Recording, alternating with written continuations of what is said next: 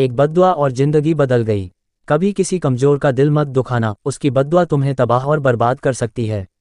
ये कहानी एक आदमी की है जो एक बुजुर्ग औरत के साथ बुरा व्यवहार करता है, लेकिन उसे अंदाजा नहीं होता कि वह औरत कौन है।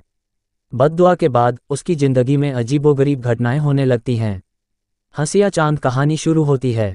अयान एक खुदगर्ज और बदतमीज आदमी था।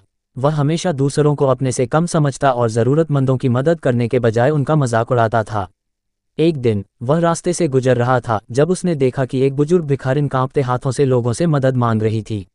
लेकिन अयान ने उसकी हालत पर तरस खाने की बजाय उसका मजाक उड़ाया और कहा, बूढ़ी अम्मा, तुम्हारी उम्र तो खत्म होने वाली है, भीख लेकर क्या करोगी। बुजुर्ग औरत ने उसकी तरफ देखा, उसकी आंखों में दर्द था। उसने आसमान की तरफ हाथ उठाए और सिर्फ इतना कहा, बेटा, घमंड मत कर, वक्त बदलते देर नहीं लगती। अयान ने जोर से हंसते हुए उसका मजाक उड़ाया और वहां से चला गया। लेकिन उसी रात कुछ अजीब हुआ। अमावस्या डरावनी रात का समय था। अयान गहरी नींद में था जब अचानक उसके कमरे का दरवाजा जोर से बजने लगा। खिड़कियों से ठंडी हवा चल रही थी, लेकिन दरवाजा अपने आप धीरे धीरे खुलने लगा। कौन है? अयान घबरा कर बोला, लेकिन कोई जवाब नहीं आया। अचानक उसे महसूस हुआ कि कोई साया उसके बेड के पास खड़ा है। वह चीखना चाहता था, लेकिन उसकी आवाज़ बंद हो गई।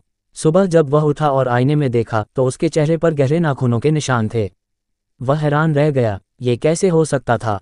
कुछ ही दिनों में अयान की जिंदगी बर्बाद होने लगी। उसका कारोबार डूब गया, दोस्त दूर चले गए और उसके घर में हमेशा एक अजीब सी वीरानी छाई रहती।